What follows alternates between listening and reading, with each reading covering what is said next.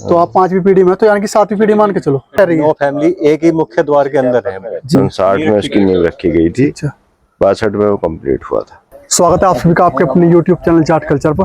और आज हम आए हैं बिजनौर के नगीना क्षेत्र के एक ऐसे गांव में जहां के जाट आगरा से आकर यहां पर बसे थे, और वो भी एक प्रसिद्ध गांव यानी कि अकोला से। तो आप अकोला के नाम से 350 अंदाजा लगा ही सकते हैं कि एक चाहर परिवार होगा, क्योंकि आज हम आए हैं गाँव भोना की गामड़ी में।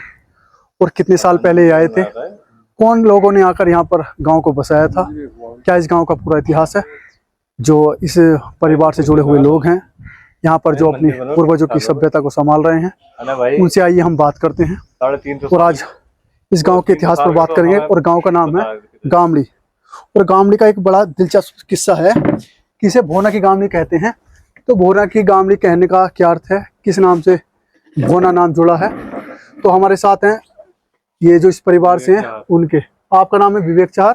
तो विवेक चाहर जी, आप अपना परिचय दीजिए और बताइए कि क्या क्या आपके परिवार का इतिहास रहा है। मेरा नाम विवेक चाहर है जी।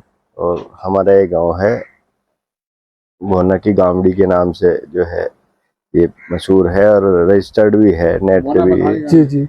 ये हमारे परदादा थे चौधरी भवानी सिंह, उन्हीं को भोना प्रधान कहते थे। अच्छा अच्छा। उन्हीं के नाम से गांव जो है रजिस्टर्ड भी है। तो वो सबसे उन्होंने ही ये गांव बसाया था, उन्हीं की जमींदारी का गांव था। उसके बाद से हमारी पीढ़ी लगभग 350-350 साल पुराना पहले हम अकोला से आए हुए हैं।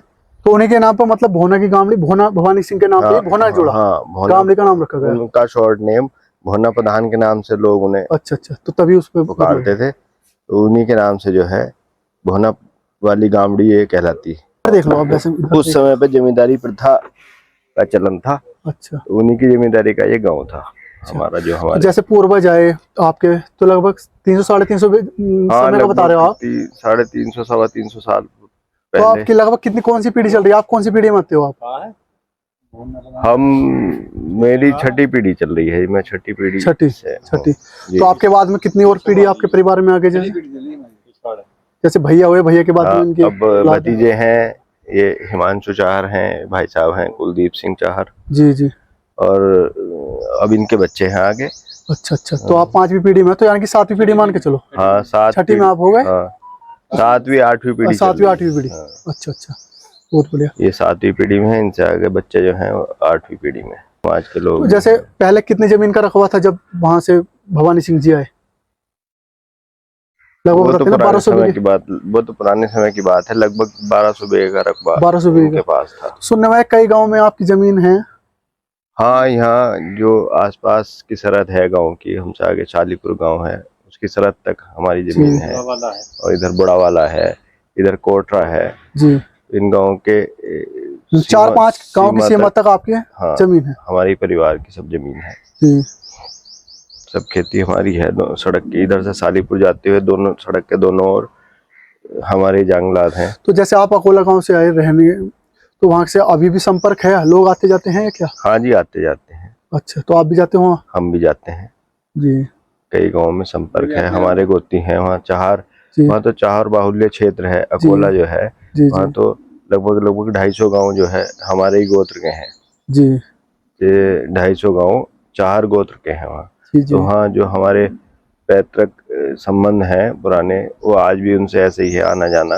हम भी जाते हैं, वो लोग भी आते जाते हैं, सब लोग हमारे। हम 9 भाई। तो हमारे साथ है भैया हिमांशु चाहर जी, तो अपने परिवार के बारे में बताएंगे। तो भैया मैं पूछना चाहूंगा, जैसे हम आपके घर में आए, मुख्य द्वार से आए, तो मुख्य द्वार पे 1962 लिखा हुआ है, तो वे कब का बना हुआ वैसे? ये मुख्य द्वार लगभग 1960 में इसकी नींव रखी गई थी जी, और सन 62 में कंप्लीट हुआ था। अच्छा अच्छा। और इसी के सरहद में मतलब हमारे परिवार के 9 फैमिली रह रही हैं, 9 घर रह रहे हैं, 9 मतलब है रहने वाले। और फिर बढ़ते चले गए। हाँ, परिवार बढ़ते चले गए, लेकिन एक मुख्य द्वार के अंदर अभी 9 फैमिली रह रही है। 9 फैमिली एक ही मुख्य द्वार के अंदर है जी। तो अभी पूरा मेल जोल है? पूरा मेल जोल है जी। अभी ऐसे ही बस लगभग 9 परिवारों में कितने सदस्य होंगे सारे?